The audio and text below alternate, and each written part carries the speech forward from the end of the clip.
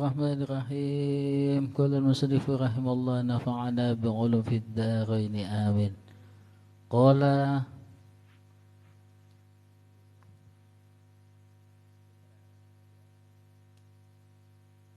dawuh sapa muallif akhi ngepenakno sira nafsa kang ing awak dhewe sira ayyuhal murid minat tadbiri saking ngatur li amri dunyaka maring perkara donya sira.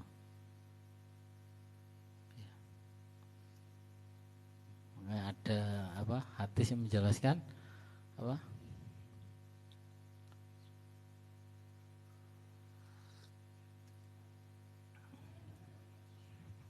iman li dunya ka'annaka ta'isyu abada. Nglakonono sira ing donya perkara donya iku ka'annaka koyo ta'isyu abada, hidup salawase. Dikongkon ngepenakno betulnya. Dibayangkan hidup salawase kan dienakno. Ndak usah ngoyo-ngoyo. Ngoyo-ngoyo basa ya apa? Santai. Sing penting istiqomah. Sesuai dengan jam kerja. Jam kerja itu jam berapa? Jam 7, kemudian jam 11 istirahat.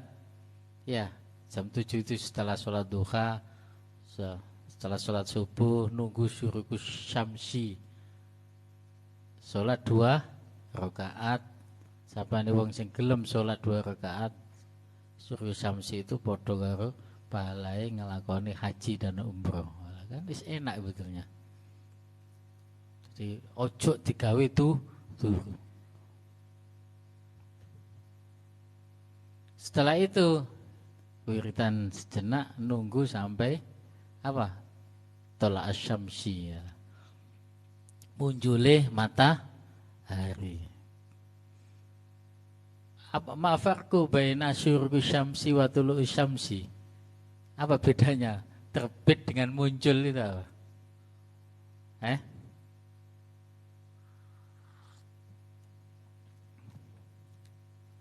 Apa terbit dan muncul bedanya? Ya, terbit itu untup-untup mulai ya. Nih muncul kato ya. Apa bahasa untup-untup ya?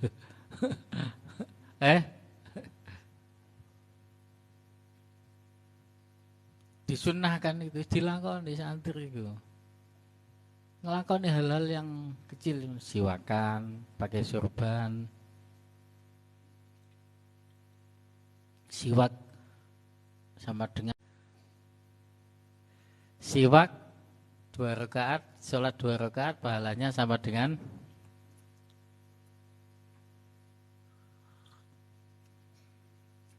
berapa?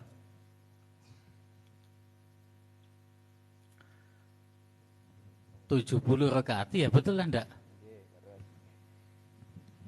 Sorbanan 2 rakaat sama dengan 70 rakaat. Berarti sholat 2 rakaat dengan pakai sorban 70 kali 2 berarti apa? 140 ya. 7 tambah 7 kan 14 kan. Berarti 140 rakaat. Mana ndak gak ngelakoni. Iku bedanya wong sing duwe ilmu karo wong sing gak duwe ilmu. Ha iki lho. Hal-hal yang kecil-kecil dilakoni. Sholat ba'dal wudhu. Mungkin memperbanyak. Dawuhnya Sayyid apa? Maliki itu. Termasuk beliaunya berpesan. Mumpung ki enom. Sampai nonara. Balungnya ki kuat. Dipaksa. Sik kuli al-isa'u minal kulinau. Isa itu sangka kulino.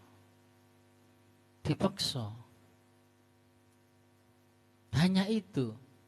Tapi nek wis tuwa punya kemauan tapi tidak punya kekuatan. Coro ati kepengen ibadah gak kuat.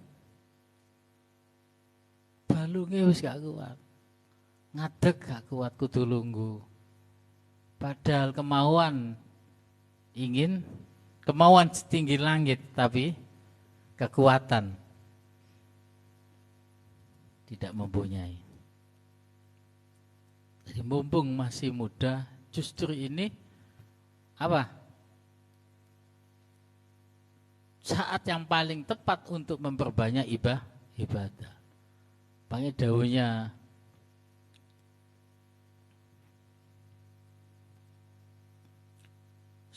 dawuhnya siapa ini? Kanjeng Nabi ada 7 keistimewaan yang dapat la dhilla illa dhillu. Salah satunya adalah apa? Syabun yata'allaku apa? Qalbahu bil masajid, kan gitu. Salah satunya apa? Seorang pemuda yang hatinya digantung nono masjid. Oh nek ngono kira catatan, nek ngono atiku tak copot tak gantung nono masjid deh. Maksudnya bagaimana? Qalbuhu yadhkuru ilal masjid. Hatinya selalu ingat kepada masjid. Maksudnya apa ingat itu? Ya tahu waktu ini sholat duhur lagi ayo jamaah. Waktunya sholat asar. Ini jam berapa? Alarmnya diisi apa? Panggilan sholat. Gak panggilan yang lainnya. Apa to wis ngono hapine iku. Nggih, isine Al-Qur'an, isine wiritan MBS wirid itu. Apa sudah punya MBS wirid itu? Alhamdulillah. Ya. Itu penting. Mumpung ge enom, ojo sampai nunggu nek tuwa. Jangan kamu menyatakan bahwa masih muda, meninggalnya itu lama. Enggak, sekarang dibalik waktunya. Sing nom-nom itu meninggal dulu.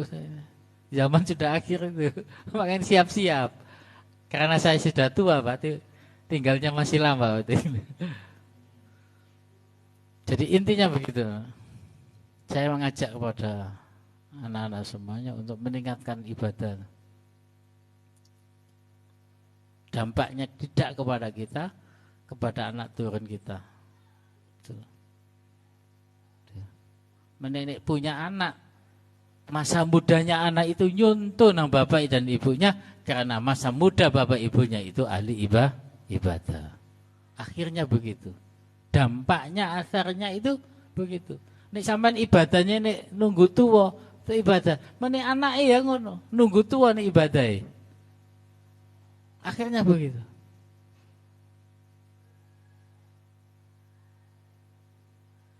Jadi ini anak salah, jangan menyalahkan anaknya. Sapa wong tua ya. Kan gitu.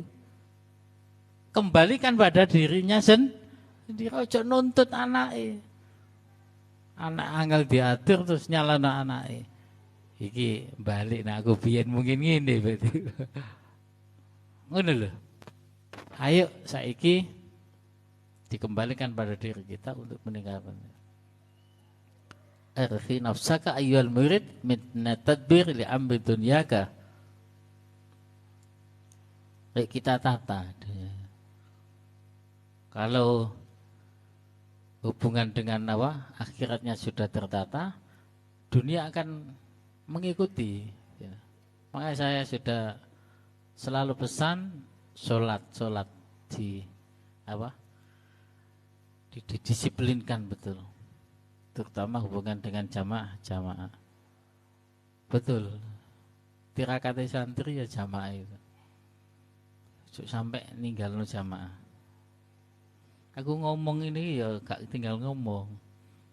Aku ya takut kabur maktan indallah an taqulu ma la taf'alun. Gede banget dosane wong sing ngomong tok tapi gak gelem nglakoni. Jadi aku ya ngongkon ya tanggung jawab.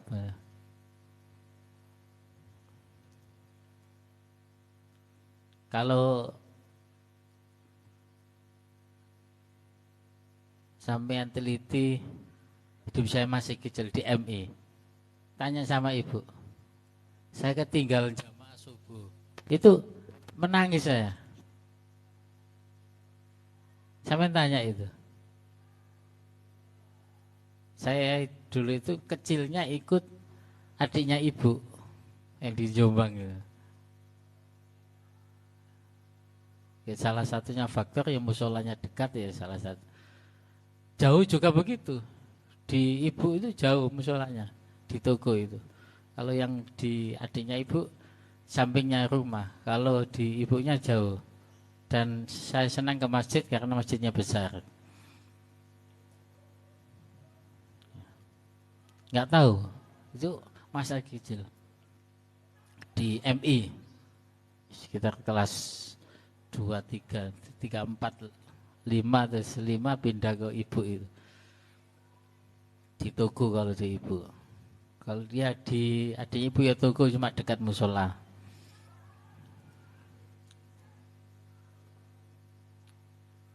Supaya apa, anak kita harus sudah mikir anak karena kita sudah tua. Iya, ya usia sudah masa-masa apa untuk apa menikah kan itu. Sudah mikir apa ke sana itu.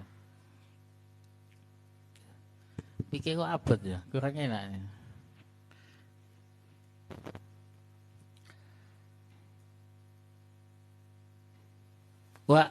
Wa i'mal li akhiratika ka'annaka ta'isu ghadan. Kalau kita hubungan dengan akhirat ya wis enak ini. Maka apa? Kita sudah memandang bahwa kita besok akan meninggal dunia. Maksudnya apa?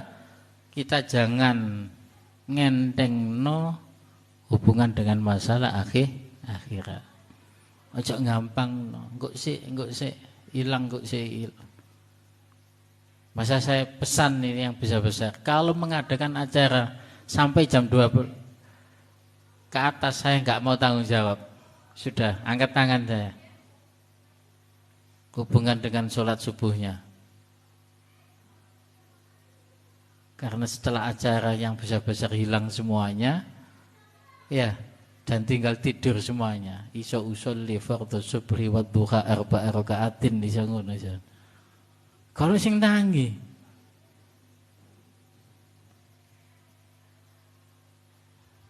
saya pesan pada panitia kalau ngadakan acara malam, meskipun pagi juga ada panitia yang khusus menangani hubungan dengan sholat. Dicatat yang besar. Jadi tidak usah ikut yang lainnya, panitia yang lain. Khusus ini hubungan dengan sholat. Panitia sholat. Dicatat Ustaz Anam, Sekretaris Yayasan. Apalagi acara sampai jam 1:30. Ngono sekalian sampai subuh, setelah subuh duha, setelah duha tidur, gak usah sekolah, ini gak apa-apa. Daripada subuhnya hilang. Paham? Tolong dicatat. Saya sampaikan kemarin.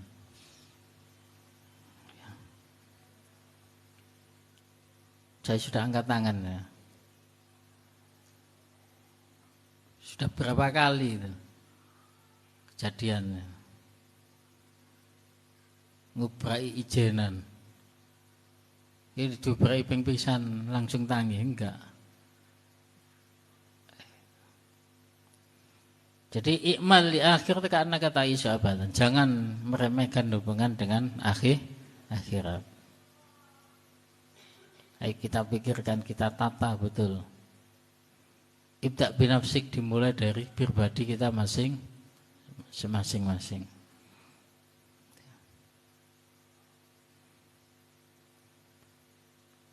Wa huwa utai at-tadbir mau ai yaqdir iku yen to mestiake sapa syakhsu wong suci fi nafsi ing dalam awak dhewe ne asyakhsu mau akhwalan ing pira-pira tingkah yakunu ono apa sapa asyakhsu mau alih ing atase akhwal alama iku ing atase barang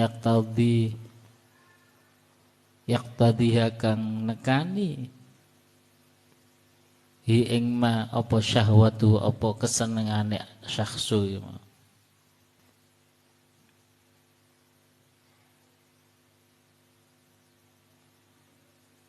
Maka dunia itu harus kita setir, jangan dibalik, jangan kita disetir oleh dunia. Dunia ini dinikmati, bukan kita dibebani dunia. Kalau kita nggak bisa mengatur waktu, karena yang saya sampaikan kemarin itu termasuk wal asri kita. Innal insana lafi khusrin. Termasuk golongan orang yang rugi kalau kita tidak bisa mengatur dunia. Yang enggak rugi ya ini illal ladzina amanu wa amilus solihati wa tawasau bil haqqi wa tawasau bis sabri. Ini diamalkan.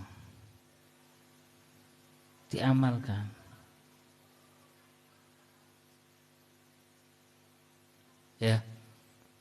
Diamalkan. Amanu wa amilus solihati.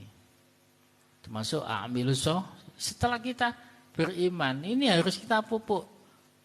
Mempunya iman dengan mengaji sebenarnya ada mengingatkan.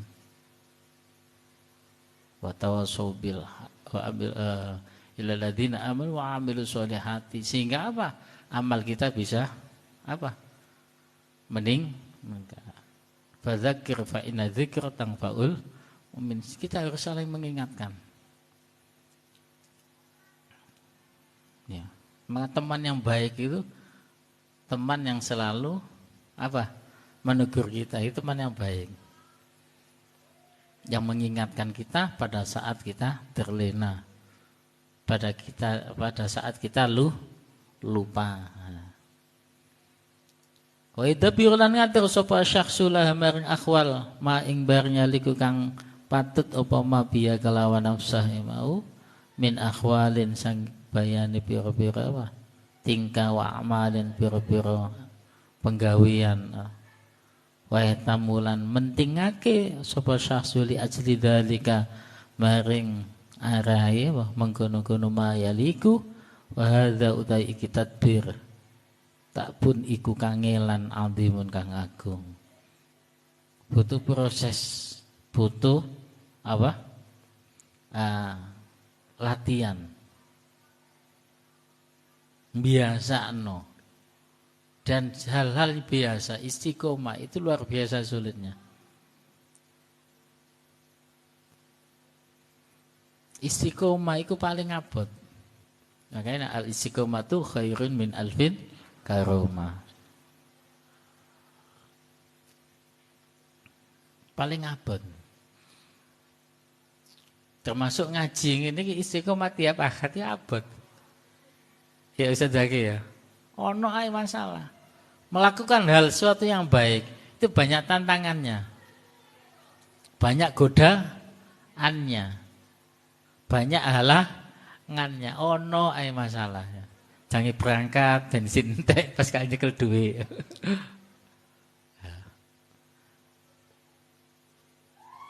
Kecuali yang dekat. Kadang berjalan saja ngantuk ono.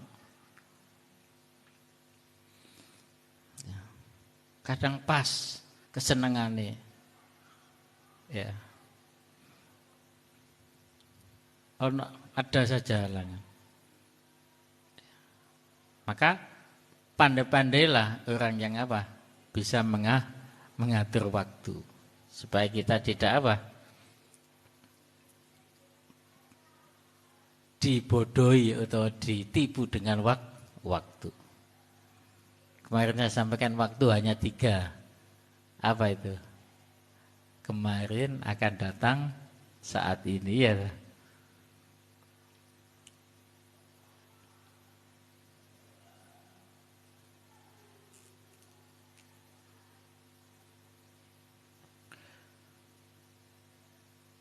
Ta'bun adim. Proses yang sangat sulit.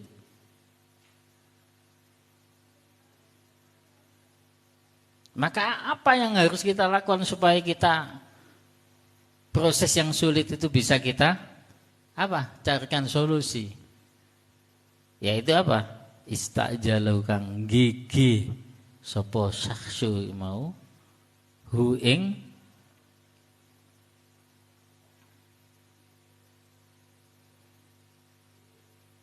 ta'bun aldimun li nafsi maring awak diwine wa sakhsu. Gigih itu ya memaksa, sama dengan taklif. Taklif itu apa? Kita harus lawan gitu.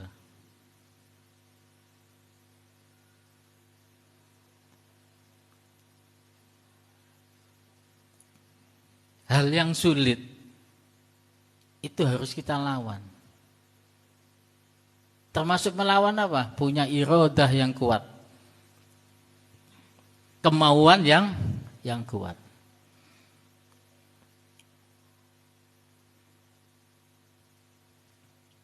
Membutuhkan apa? Niat yang kuat. Supaya kita bisa menghilangkan sebuah kesulitan itu.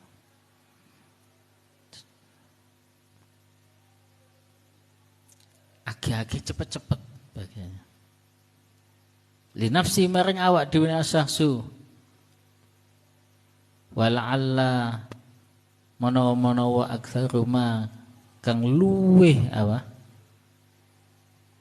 akeh ma ing bareng yakti roh kang kuwasa sapa saksu ing ma layak iku ora tumiba apa ma. Sehingga kalau orang itu sudah mempunyai kemauan yang kuat, mempunyai iroda yang kuat, dia akan mengalahkan hal-hal yang sulit itu. Dan mempunyai prinsip innamal usri yusra. Nah, ini loh prinsip itu. Kalau kita mempunyai pedoman prinsip ya, pijakan ya. Orang itu kalau sudah menemukan kesulitan, pasti setelah kesulitan itu pasti ada kemudahan. Dibalik, namal yusri usra kan gitu. Ini kita selalu mudah, maka kita akan menemukan sebuah kesulitan. Enak sulit sih, kemudian mudah, daripada mudah kemudian sulit. Enak suara sih, kemudian ketemu enak, daripada enak kemudian sorot. Luwe abot, efeknya lebih besar apa? Gampang kemudian sulit, itu efeknya lebih besar. Anak saiki, contoh anak yang masanya harus dihadapi dengan sebuah tantangan yang besar. Dipenakno. Durung wayahe wis diwayah-wayahno. Nyekel sepeda durung usianya dipegangi sepeda motor. Belum waktunya megang HP dipegangi HP. Belum waktunya megang mobil dipegangi mobil. Iya. Ya bahaya bagi anak yang belum waktunya megang pisau, anak kecil dikasih pisau.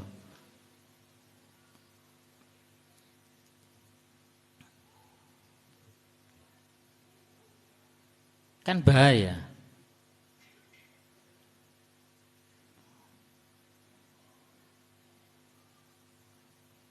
Maka menghadapi kesulitan kemudian akan mendapatkan sebuah kemudahan, Dan kalau sudah mudah, maka dampaknya kita tidak terlalu berat. Ya contoh anak yang kita manjakan lah.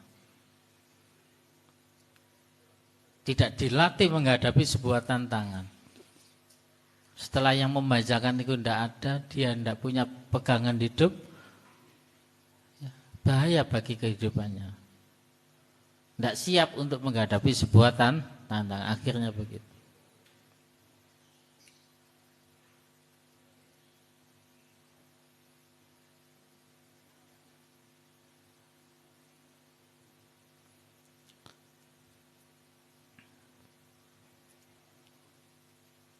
Kandi layak kau ya, layak kau ikut ratumai bapa mah. Faihibu mongko tuno apa dunu apa penyonone asahsu mau.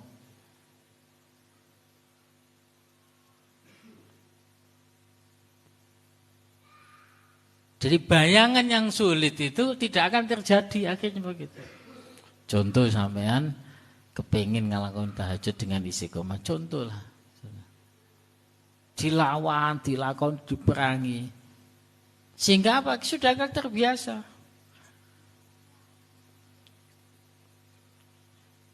Kalau sudah terbiasa, ya tidak ada yang bangun sendirinya.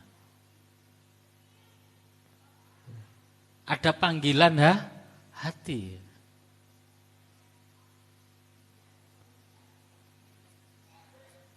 Inilah kebutuhan saat ini kita itu seperti itu. Biasa hal-hal yang betul-betul apa? Yang kita anggap hal yang sulit. Perasaan yang sulit itu akan hilang akhirnya. Oh, tiba yang ini. Ya gak apa-apa, enak deh bane. Contoh menikah. Bayangan kok duwe anak, kok ya apa kan gitu. Dijajal teman sudah menikah, getun. Oh, mbiyen kok gak menikah masih muda gitu. Akhirnya begitu. Aku ya getun apa kok gak biyen usia 25. Usia saya menikah 29, baik telat gitu loh. Enak Ustaz Firdan kan masih muda gitu. Jadi gak telat gitu. Oh, nek Ustaz Anam tambah masih muda. Ustaz Zaki saya nggak tahu diajak ke mampir PKL tiba ya Allah tujuan yang lain. Ya Allah ya. Ajak keliling PKL kok semangat itu. Ya Allah. Modus dawat. Makan kok semangat ana apa aja kita nyambangi PKL semangat ini. Cek calonin ndok PKL itu.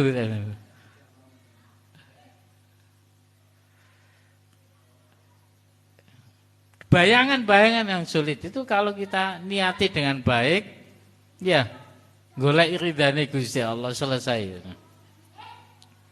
Ini motivasi ya. Motivasi kalau kita membayangkan hal-hal yang sulit itu harus diniati yang baik, golek ridane Gusti Allah, bahwa ada kesulitan yang kita hadapi pasti di dalamnya ada sebuah kemudahan. Itu pasti, kita yakin itu. Tanyakan Ustaz Mukhlisin ya. Sulit membayangkan itu perjalanan ke sana. Dilakoni alhamdulillah mudah gitu. Ya. Ini prinsip dalam sebuah kehidupan. Harus punya prinsip itu.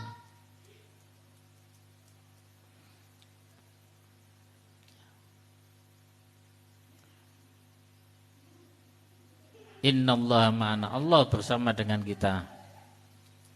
Ya. Kita harus husnudzon selalu kepada Allah Subhanahu wa taala.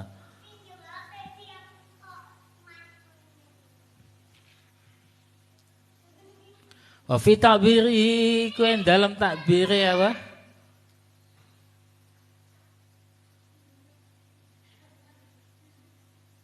Dirujuk ini. Lafal ini mau?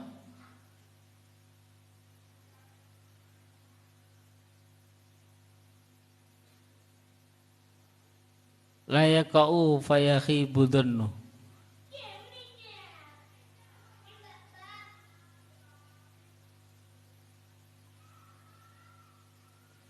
Biarki kelawan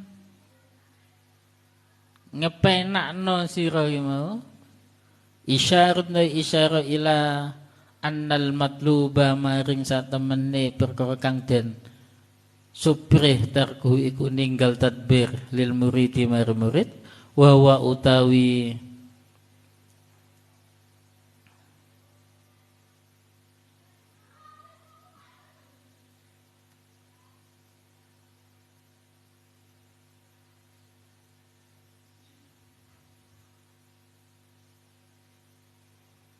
al matlub ma iku bareng fi dalam ma tak ibnu tawi kangelan wa mu'ana tunut lan netepi kangelan ama tadbiru ana tawi ngatur umur niku pira-pira perkara ma'asyahu ing apa pengupa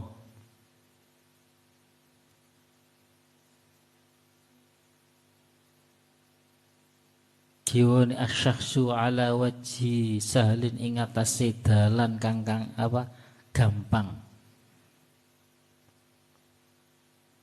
yasta'inu iku nulungi sapa murid mau masyahu ing apa pengupa jiwane murid kehidupane murid ya bukan asyaksu murid ya ala wajhi sahlin ing atase dalan kang gampang yasta'ina kang bisa nulungi sapa murid mau bikalan tadbir alamat lubihi ing atase nyupiri murid fala ba'sa mongko iku ora apa-apa iku mujud bikalan tadbir walidza lan krana iki ba'sa bih waroda at-tadbiru waroda kang wis kuwarit apa at-tadbiru ngatur nisful ma'isyati iku sebarune pengupa jiwa. Ini keuntungan bagi apa kita yang pandai-pandai kita bisa menyetir dunia. Intinya berarti kita apa selalu mengutamakan akhirat. Ya hadis tadilah ikmal li akhirat karena kata isu abada itu sudah tinggi tingkatannya itu. Kalau mengamalkan itu kita hayya 'alas shalah enggak kok sih enggak. Sat gitu. Wudu salat. Maka saya menginginkan kegiatan di awal waktu, zuhurnya apa? Subuhnya sudah di awal waktu. Duhanya di awal waktu. Kemudian apa? Subuhnya di awal waktu, yang apa zuhurnya juga di awal ya setelah sholat kita langsung setelah kita sholat ya kemudian asarnya juga di awal karena kita langsung diniyah jam 3 sudah azan kemudian maghribnya ya awal waktu termasuk gitu ya agak molor sedikit karena kita makan itu ya nunggu itu tapi kita sudah siap untuk sholat kemudian isya awal waktu karena kita apa setelahnya isya kita dituntut untuk segera apa mengaji ya gitu sudah bagus tinggal imamnya harus selalu standby tadi yang putra sudah tak akui sudah hebat saya nutut sampai ketinggalan saya tadi saya dari apa mana tadi Kedawung gitu ya. Ada ajar Kedawung terus ke apa Kota Blitar. Tinggal kita istiqomah ajak, insya Allah kita akan apa? Sebuah kesulitan itu bisa teratasi. Ya. Sholat yang pertama, sholat. Sholat kalau tertib, insya Allah semuanya akan tertib. Sholat sebagai patokan utama. Kalau kita pandai mengatur sholat, maka dunia akan mengikuti. Bisa kita atur. Tapi kalau sholatnya kita duakan, dunia kita dahulukan, ya kita akan apa, terbebani dalam hidup ini. Kita harus menaiki dunia, jangan sampai kita dinaiki dunia. Ya. Orang yang bisa menaiki dunia berarti sudah bisa mengatur waktu. Dia termasuk orang yang untung, tidak merugi, karena illal ladzina amanu tadi wa amilus solihati wa tausau bil haqqi wa tau bis sabir, dan dijalankan secara istiqomah dengan sebuah kesabaran. Yang saya sampaikan kemarin, saya ingatkan lagi apa? Dalam surat At-Toha ayat 132 apa? Sudah hafal? Wa'mur ahlaka bis sholati wastabir 'alaiha la apa? Nas'aluka rizqa nahnu narzuquka wal 'aqibatu lit taqwa. Allahumma amin ya rabbal alamin.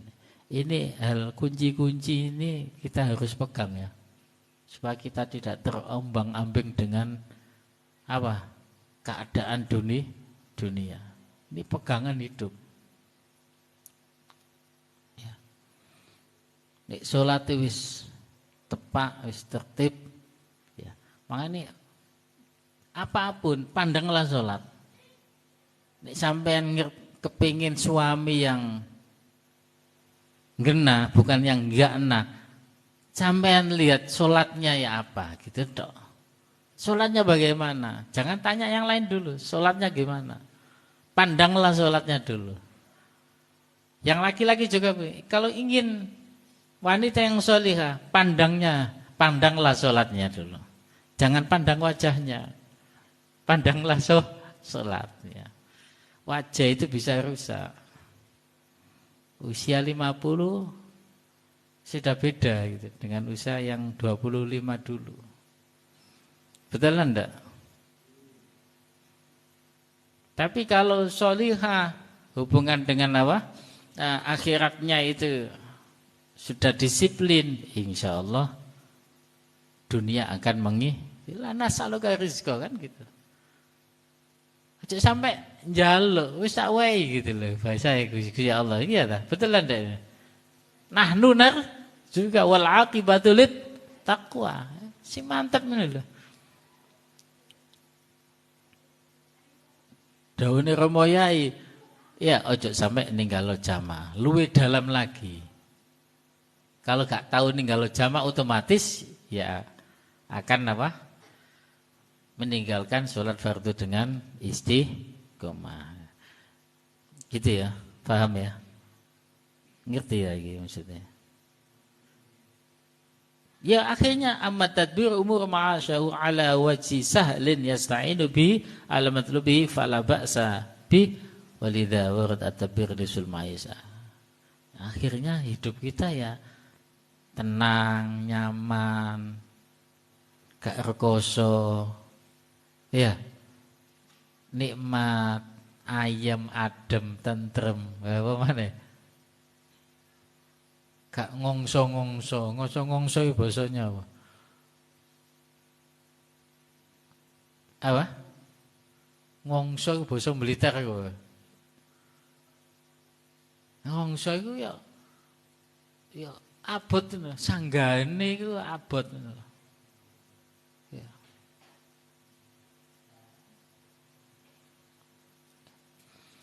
Tapi orang itu kalau sudah bisa mengatur akhirat dengan baik, pasti dunia akan lebih mudah untuk kita tata. Maka saya selalu dengan prinsipnya apa? Buya apa yang itu? Ustaz Firdan, yang Kediri, yang bisnis apa kue itu. Buratna. Saya salut itu. Ya. Jadi bisnis apa? Ada mutunya apa? Sodako. Dia niatnya untuk sodako. Jadi yang rekannya yang menitipkan jajan itu diberitahu juga mengajak untuk bersedekah. Contohnya, ini 1 jam sebelum ditutup, itu yang aslinya harganya itu 3.000 jadi 2.000. Contohnya begitu. Jadi jelas habisnya di niat sedekah. Dan tiap apa itu ada misi untuk memberikan kepada apa fakir miskin atau apa. Jadi bisnis dan apa? Sodako. Perlu dicontoh itu. Jadi 1 jam sebelum apa? Tutup supaya habis. Ya. Ini harganya diturunkan. Niatnya sodako. Kita tidak mengambil laba. Itu. Contoh begitu. Ini bagus ini. Ya. Perlu dicontoh gitu loh maksudnya. Jadi insya Allah dengan sodako itu Masya Allah. Secara akal kita itu berkurang, tapi dibalik itu malah tambah gitu. Itu barokahnya sodako itu. Bukan sodako itu malah mengurangi apa? Laba. Malah menarik sebuah keuntungan. Itu yang kita tidak mempunyai apa? Hati yang bisa memaknai sodako itu bahwa akan menambah sebuah rezeki. Iya, wallah alam bisawab. Salah itu persepsinya. Perlu untuk kita, mindset kita harus kita berubah. Bahwa sodako itu bukan mengurangi harta, tambah menambah gitu. Itu mindsetnya harus dirubah. Menambah. Yang akhirnya menarik. Dan akan memberitahukan kita tahu, beli di sana, beli di sana.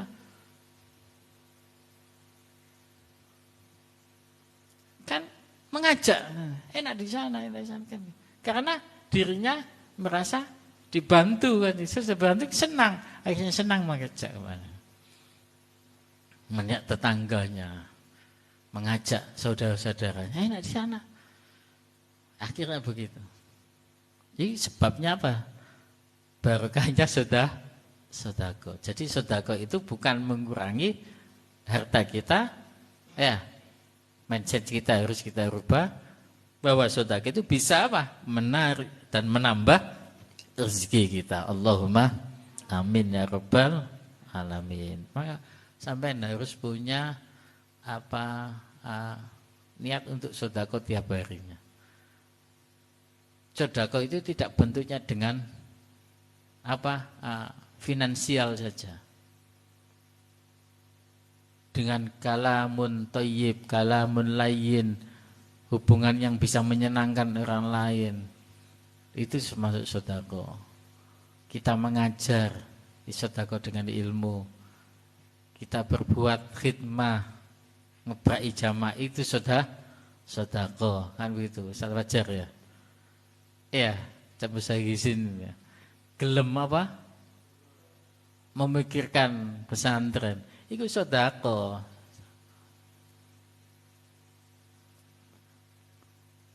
Jiwa raganya apa? Dibuat untuk apa? Ngopeni anak-anak. Ini termasuk sodako.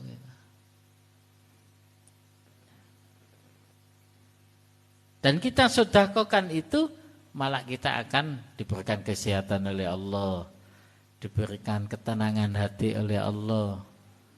Tidak lewat kita saja, lumebernya kadang-kadang Allah memberikan kenikmatan yang kita lakukan. Itu kebaikan kita lakukan kepada orang tua kita yang di rumah. Dampaknya begitu. Kepada saudara kita, kepada teman kita. Ada asarnya loh, berbuat baik itu. Tidak untuk kita. Tidak untuk pribadi kita, tapi bisa lumebernya kepada yang lainnya. Barokah itu situ. Jangan menganggap balik nang awake dhewe ndak, kepada yang lain. Kepada orang lain. Khususnya kepada keluarga kita. Bapak ibu kita. Perbuatan kebaikan kita itu berdampak yang sangat agung, sangat besar kepada keluarga kita. Fama qama bihi wallahu a'lam bis-shawab. Semoga pengajian ini bisa menambah keimanan kita. Innallaha la yughayyiru ma biqaumin hatta yughayyiru ma bi anfusihim. Maka kita harus niat untuk berubah yang lebih baik, yang sudah baik, yang lebih baik, meningkatkan yang lebih baik lagi. Allahumma amin ya rabbal alamin. Semoga kita diberikan kekuatan oleh Allah, kesehatan oleh Allah Subhanahu wa taala, diberikan nikmat ya oleh Allah karena kita berbuat kebaikan, memberikan pesantren, memberikan anak-anak didik kita. Insya Allah kita akan dipikirkan oleh Allah, kita akan diberikan kemudahan oleh Allah Subhanahu wa taala. Ya, punya prinsip itu dalam hadis, Allah fi aunil abdi madamal abdu fi auni akhihi. Sampai menolong pesantren, menolong hamba-hamba Allah, pasti kita akan bersama dengan Allah. Allah akan menolong kepada kita, Allah akan mencukupi kebutuhan kita, Allah akan mengayomi hidup kita, Allah akan bersama dengan kita semuanya. Allahumma amin ya rabbal alamin. Semoga bermanfaat dan apa yang saya sampaikan dibarengi hidayah dari Allah Subhanahu wa taala. Allahumma amin ya rabbal alamin. Anil asilah, ada pertanyaan? Ya. Qobla doa Ustaz Mukhlis saya untuk menyampaikan sambutan dari teman-teman yang memberikan support ya, membayangkan di sana itu keadaan bagaimana, kemudian kegiatannya apa, ya anak-anak bisa.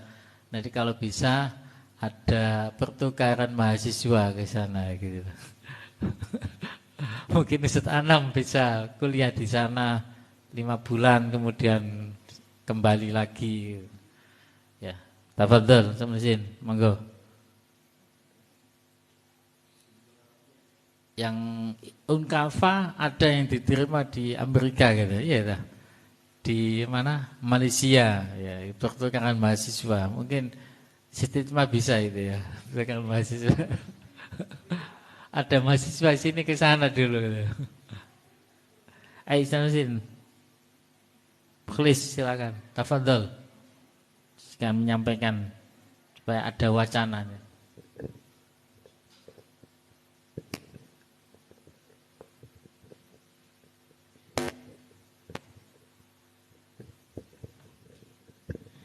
Bismillahirrahmanirrahim. Assalamualaikum warahmatullahi wabarakatuh.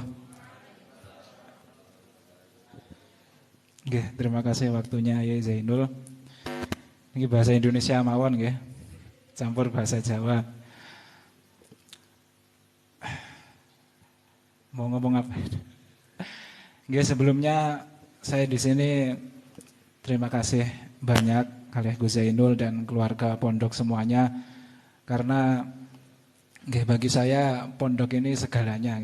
Jadi saya dulu mulai dari rumah juga bukan dari MI, jadi dari SD negeri.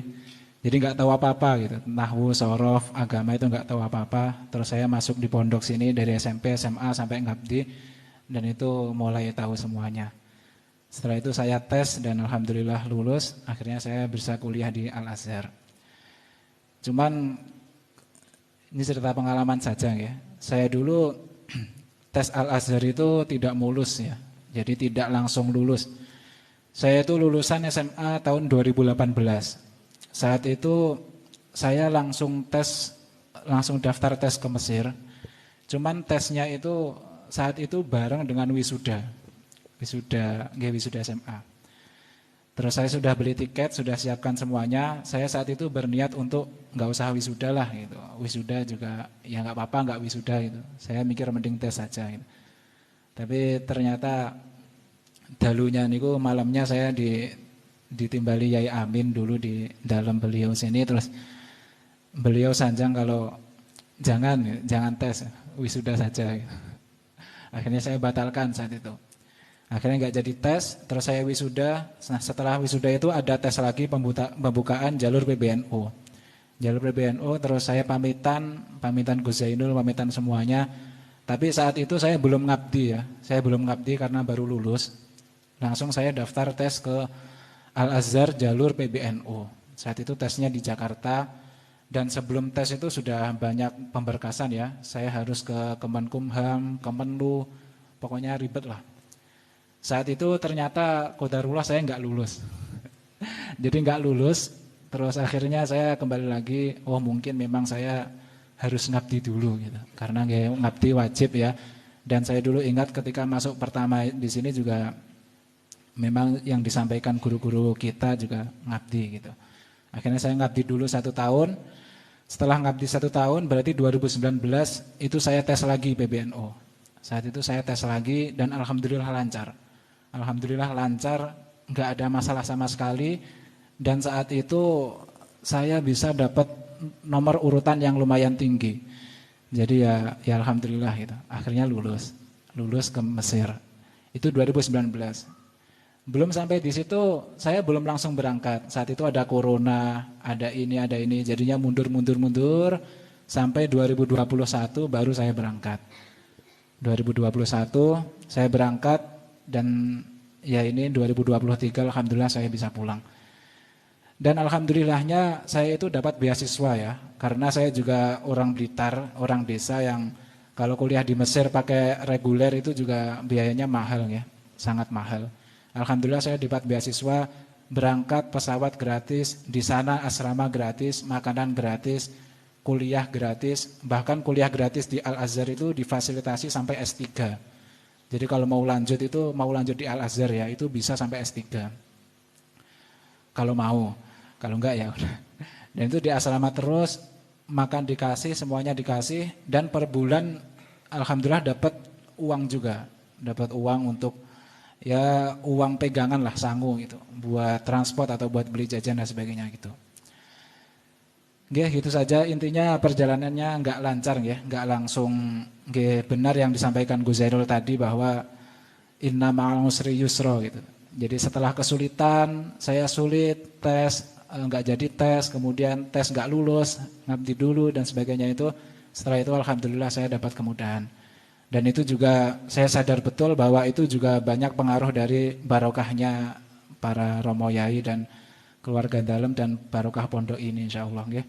Karena saya dulu mikirnya barokah ngabdi gitu. Alhamdulillah saya bisa lulus tes itu. Kemudian juga jika nanti jenengan sedoyo ada yang mau melanjutkan ke Al-Azhar, nanti bisa. Insyaallah saya bisa membantu ngasih jalan lah. Saya kasih tahu nanti lewatnya itu ini, tesnya apa aja, insya Allah nanti bisa dibantu. Di chat saja. Nomor WA saya ada, mungkin dicatat mawon. Mungkin cukup sekian yang bisa saya sampaikan, kurang lebihnya saya mohon maaf. Sekali lagi terima kasih Zainul dan semuanya. Assalamualaikum warahmatullahi wabarakatuh. Ya, terima kasih syukran jazilan. Yang perlu digarisbawahi bahwa saya menginginkan adik-adiknya juga mengikuti. Jadi bayangan saya itu kalau langsung dari lulus SMA itu kalau kuliah jangan yang dekat-dekat. Ke Mesir, ke Yaman, gitu. Yang di luar negeri itu tidak hanya untung bagi santri itu bahwa bisa membawa nama harum pesantren gitu ya. Maksud saya itu barokahnya itu. Jadi saya minta untuk Ustaz Muhsin ini disampaikan kepada santri-santri yang lain. Kemudian bagaimana santri yang lulusan ini atau lulusan yang tahun depan ini ada yang melanjutkan ke luar negeri. Tolong untuk dikasih motivasi dan wacana. Ya, kalau kuliah jangan di dalam lah. Kalau di dalam cukup di stigma aja, gitu loh maksud saya. Kalau di luar, ke luar negeri. Gitu. Jadi mengapa kok di stigma? Karena bisa khidmah, bisa apa? Bisa kuliah. Gitu. Itu Ustaz Firdan. Jadi bagaimana adik-adiknya ada yang meluluskan di Yaman atau di Mesir atau di Malaysia, yang penting keluar negeri lah dulu. Di Amerika juga nggak apa-apa. Jadi ada beasiswa tolong Pak Anam untuk di bahasanya itu mencari berita yang hubungan dengan beasiswa yang di luar negeri itu, gitu ya.